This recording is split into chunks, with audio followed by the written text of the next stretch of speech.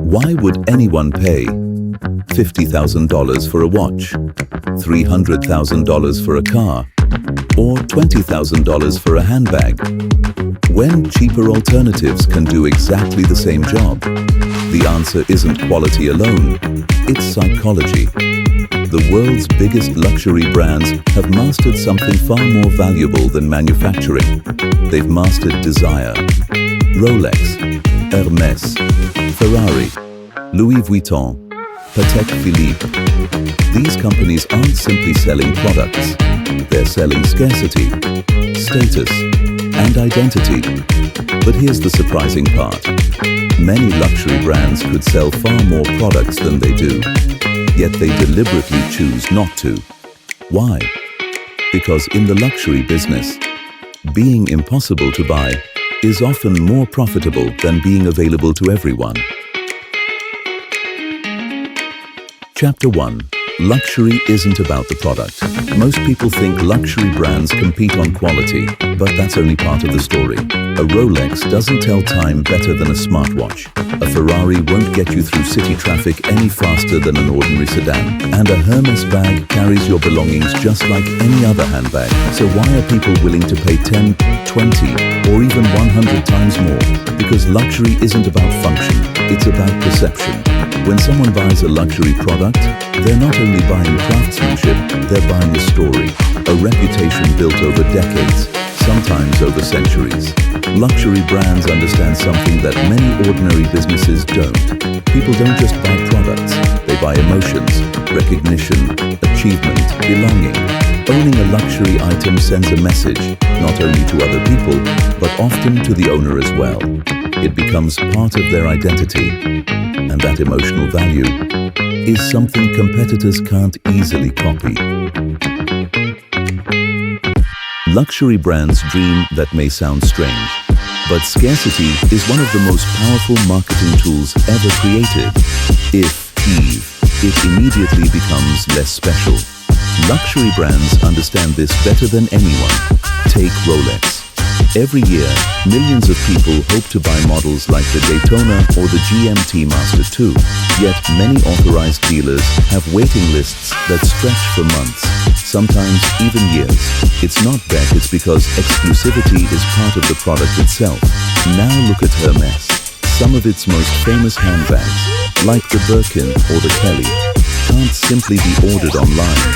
In many cases, customers spend years building a purchase history before they're even offered the waiting list isn't a problem. It's part of the experience.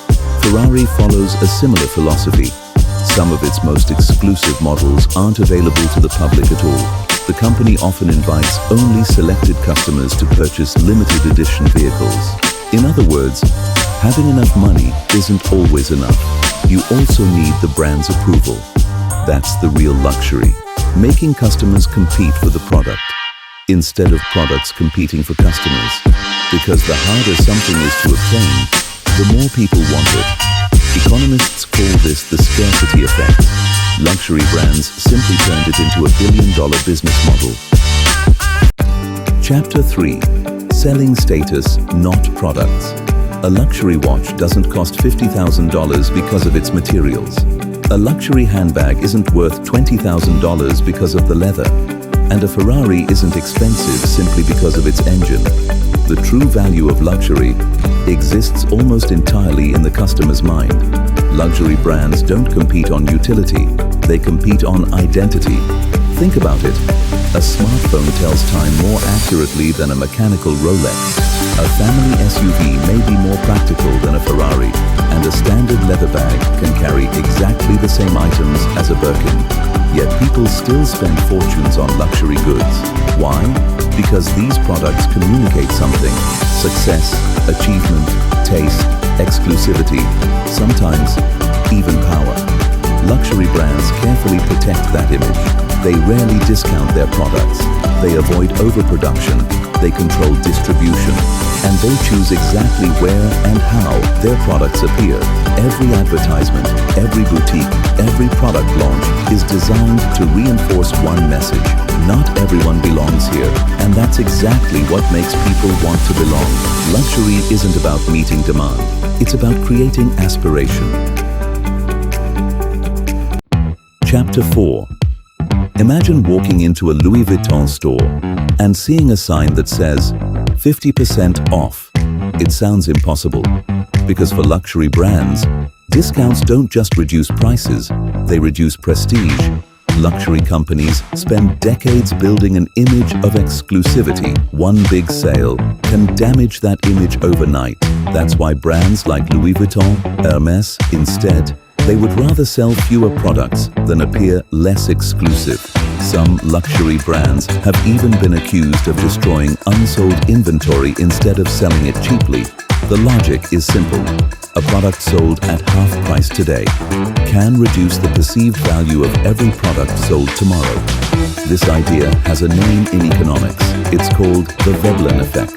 Normally, higher prices reduce demand, but luxury goods often behave differently. Sometimes, a higher price makes people want the product even more, because the price itself becomes part of the ATT. It signals rarity, success, and exclusivity. In the luxury world, the price isn't just what you pay, it's part of the P. Chapter 5. The business of staying exclusive. Luxury brands don't grow like ordinary businesses. Most companies try to reach as many customers as possible. Luxury brands often do the opposite. They protect their image before they protect their sales. Because the moment a luxury product becomes ordinary, it stops being luxury. That's why many of these companies carefully control production. They invest heavily in craftsmanship. They tell stories about heritage. They create waiting lists. And they focus on long-term brand value instead of short-term revenue. For them, the greatest risk isn't selling too little, it's becoming too common. That's why a Ferrari isn't just assembled, it's presented. A Rolex isn't simply purchased, it's earned. And a Hermès bag isn't just carried, it's recognized. In the luxury business, scarcity isn't a side effect, it's the strategy. Luxury brands don't just manufacture products, they manufacture desire. Every waiting list, every limited edition, every carefully designed boutique, every premium price is part of the same strategy to make ownership feel rare. Because in the luxury industry, people aren't only buying quality, they're buying a feeling, a story, a reputation, and sometimes a dream. The next time you see someone wearing a Rolex, driving a Ferrari, or carrying a Hermès bag, remember, the most valuable thing they bought may not be the product itself. It may be the exclusivity that comes with it. Thank you for watching. If you enjoyed this documentary, subscribe to Behind the Money for more stories about business, wealth, investing, and the hidden strategies behind the world's most successful companies. We'll see you in the next episode.